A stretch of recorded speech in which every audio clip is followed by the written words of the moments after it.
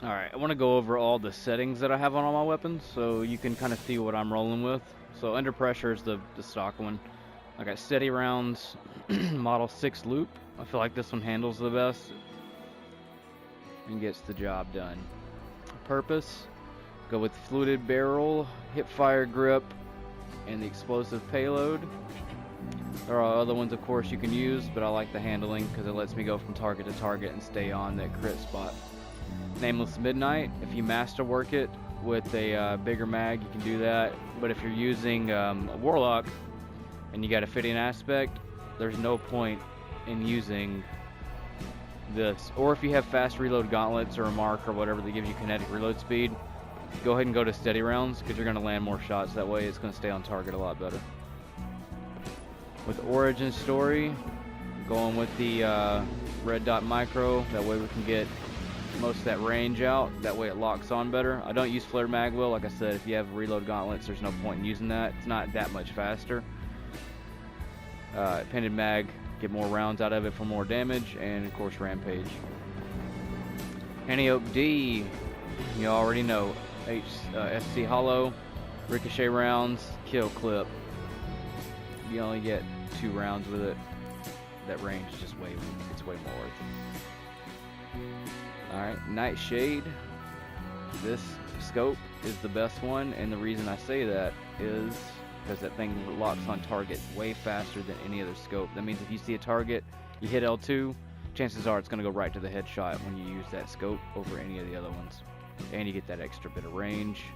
Just to be 100% sure, I'm going to walk off from here, beat the shit out of these guys real quick. Hey, let's see if I can shoot this grenade.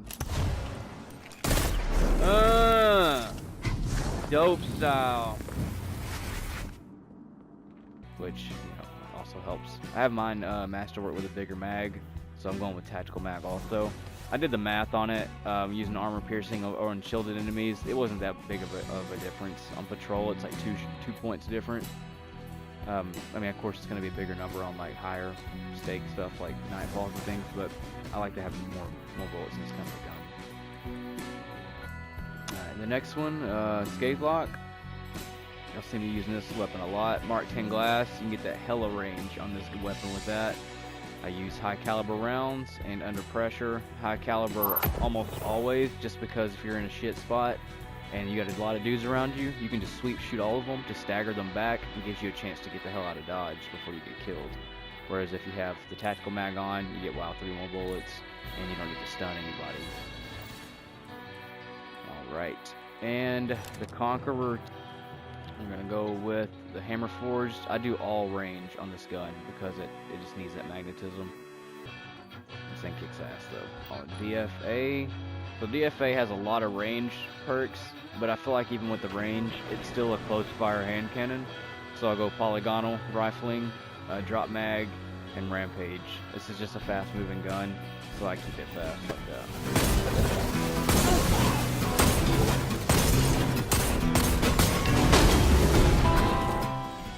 And Better Devils, I actually just started using the 13 round magazine on mainly nightfalls in the raid.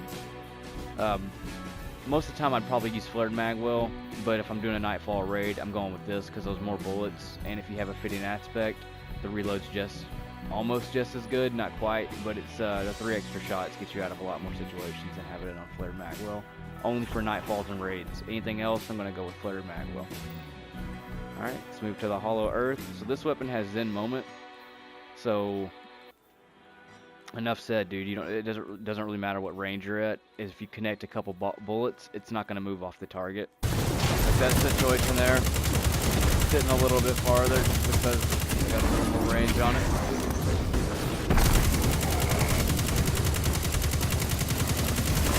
Reticle doesn't even move.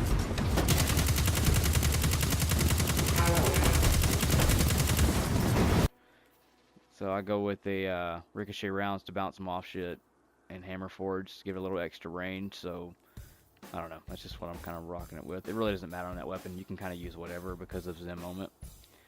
Valakadon, fluted barrel, accurized rounds, under pressure, same situation. If you have the reload gauntlets, you don't really need this. Having that extra range locks it on target a lot better with this kind of gun. Soul Pariah, I use the phase mag on this one because it just does hella damage with phase mag, and if you do the math on it, you get 7 extra rounds without it, but this thing hits so much harder that those 7 rounds don't equal the amount of damage 30 of the phase mag will give you, so I use phase mag. Chambered compensation, yeah, that's pretty much it. I don't really care for small bore. I just feel like this one stays on more straight when I aim it. Mob Justice, this thing is one of my favorites, man, and because of this perk here, Ambitious Assassin, I had 51 rounds on it a lot, using it on strikes and stuff. It starts at 34, but if you get 5 kills with it in that one magazine, like a lot of Thrall or something like that, you get a 51 round mag and then turn around and hit a big dude with 51 rounds of that shit, and it fucks them up.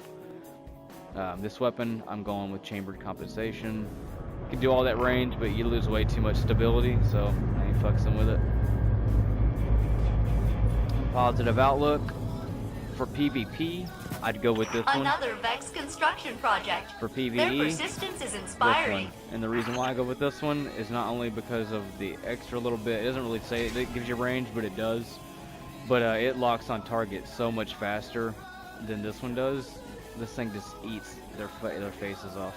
Armor piercing rounds, it's not much of a difference on the range with Accurize, so I'd rather just have that. Since it is an energy weapon, it's already going to do bonus damage to shielded enemies, so you might as well have it on that to do extra damage as well, on top of kill clip.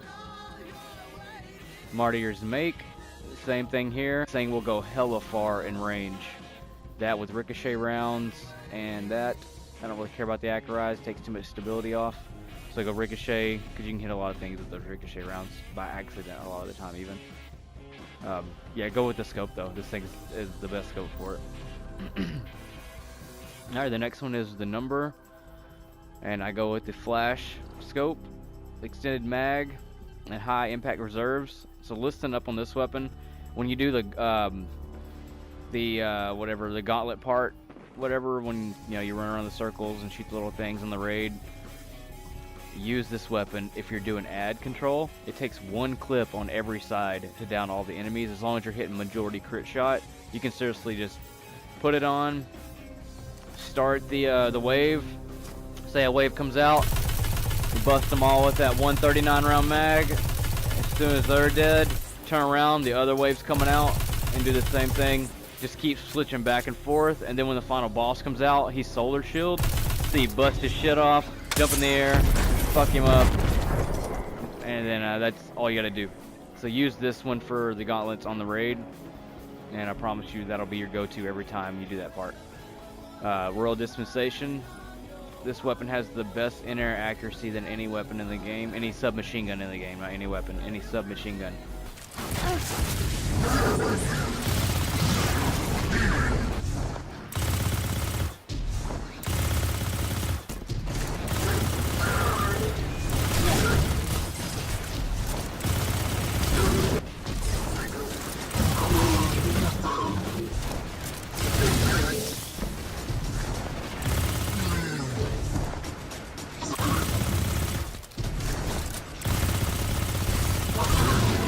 Got Grave Robber, you can have 0 rounds, melee kill somebody and get 10 rounds. High caliber to stagger, and I use all the range that I can get on this weapon just because it locks on target a lot better. This thing just eats their face off in the air. Super accurate, great reload.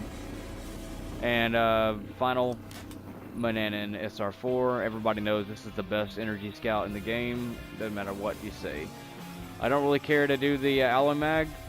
I'd rather have that stability because I use the fitting aspect, and that's what I'm rocking with that.